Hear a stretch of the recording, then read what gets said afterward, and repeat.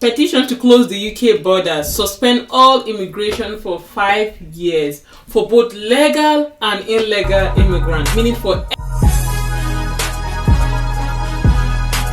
Hi beautiful people, welcome back again to my YouTube channel. If today is your first time here, my name is Stella. On this channel, I talk about my life here in the UK, what is happening around me, and I share information.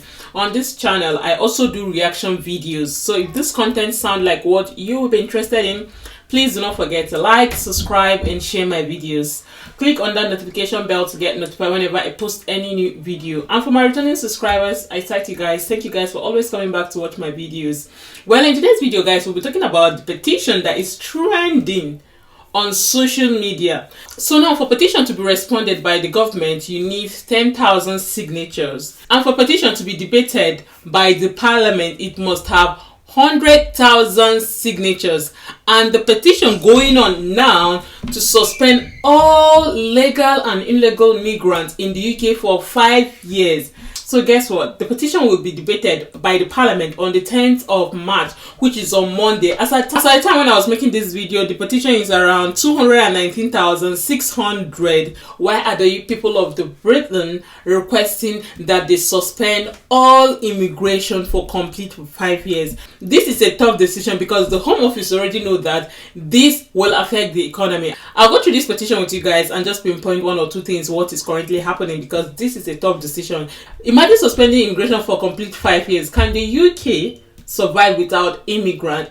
I used to say this not in a bad way. Can the Western world survive without immigrant? Not just the UK. So many immigrants in Canada, in US. Do you understand? Even the US, they are currently complaining. You know, when Trump started deporting so many immigrants, I watched a couple of videos where farmers are complaining that there's nobody to do the job in the farm.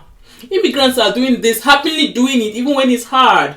They are doing it, you think it's easy. It's not easy. Working in the farm is not easy. I've never worked in the farm, but then just imagine plugging mango or picking. Just imagine doing those things for hours. And you're doing these things for 8 hours, 10 hours to be paid how much? Lots of these menial jobs, immigrants are doing it happily without complaining.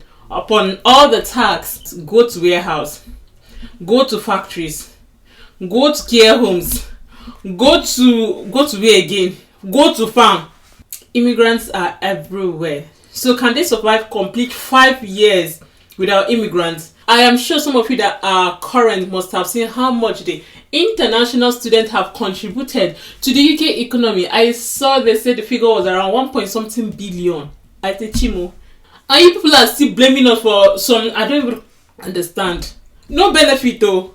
With all of those things, international students are paying. Imagine master student in nursing, 2 years, £40,000. It's a lot.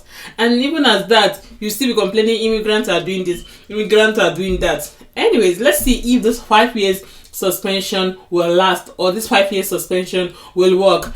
And there's this post I saw on TikTok, and I was wondering if this is the reason why so many British people are really fighting for this suspension. I don't just know. Anyway, watch this video. For those of you that have not seen this video trending on TikTok, watch this clip and see what it says. London is now 37% white. Birmingham is 43% white.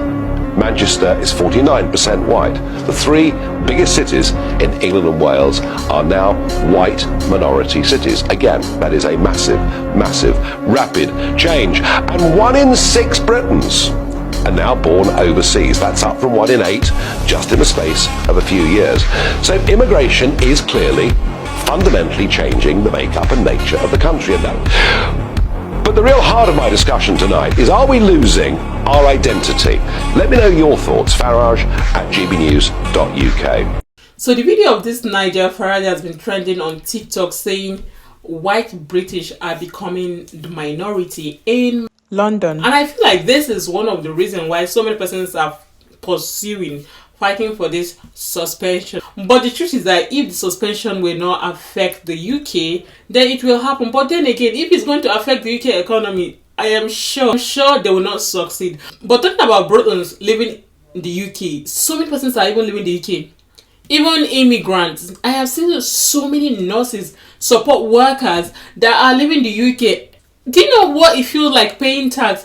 I can't even remember the country. There's this country where if you work overtime, you get more money, like your tax reduced. But in the UK, the more you work, the more tax you pay.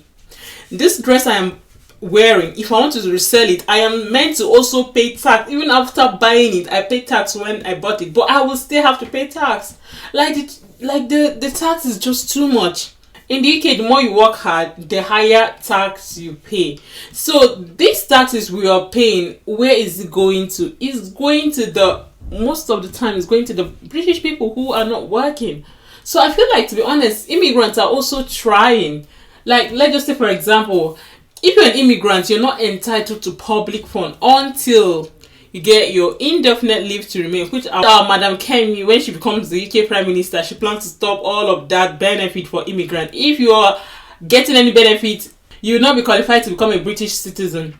So can you see what immigrants are facing? To be honest, I feel like immigrants are being blamed for so many things, and it's just so sad, because personally I feel like immigrants are really working hard in this country. Like, they are working really hard.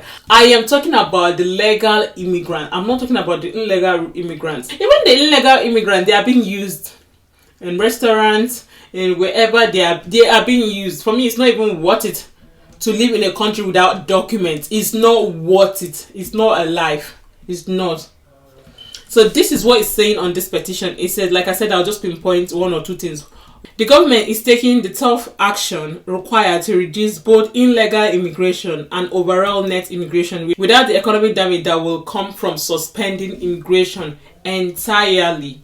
It went further saying, in his Down Street speech on 28 November last year, the Prime Minister made clear that net migration, which rose to a record high of more than 900,000 in the year ending June 2023, must come down. It has been allowed to grow out of control in recent years, driven largely by overseas recruitment.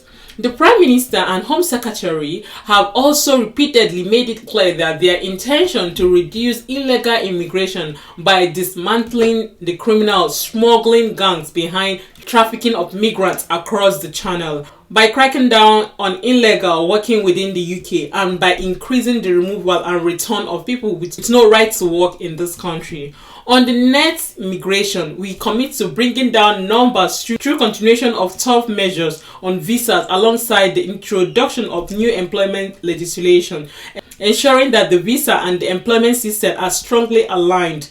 We will do this by making sure that workers in these countries will receive the skills, training they need to fill the vacancies in the key sectors, so that overseas recruitment does not remain the default for filling those shortage. The Independent Immigration Advisory Committee has been commissioned to review the key sectors and the long-term plan we will set out. In our immigration white paper, we'll see department working across government, partnering with experts to build our skills and base and reducing reliances on overseas labor, alongside action to tackle the root causing behind the UK historical high level of net immigration. We will continue to restrict most overseas students from bringing family members to the UK, restrict the ability for care workers to bring dependents with them, and require all care providers sponsoring migrants to register with the CQC, that is the Care Quality Commission, increasing the general salary threshold for those arriving on skilled worker visa from 26,200 to 38,700, abolish the 20% going rate discount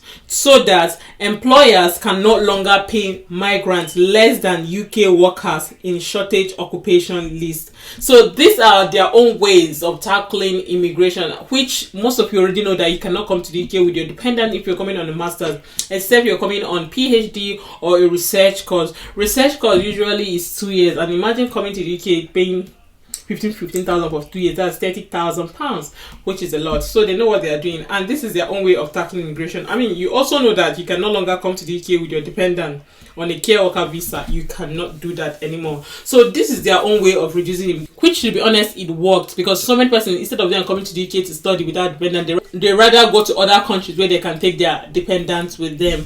But then again, there's a lot on this article saying, but here is the real point that I want to talk about. It says, we are determined to increase momentum in all areas set out above to deliver out twin goals to reduce both net migration and illegal immigration. However, we believe it will be harmful to the UK economy to go further. Meaning, if they do this suspension, it will be harmful to the UK economy. It went further saying, in the way suggested by the petitioners through suspending all legal immigration into the UK, we continue to welcome business investment and talent from around the world, and we value the contribution that controlled immigration plays in supporting many sectors of our economy, including our essential public service, by taking actions set out above.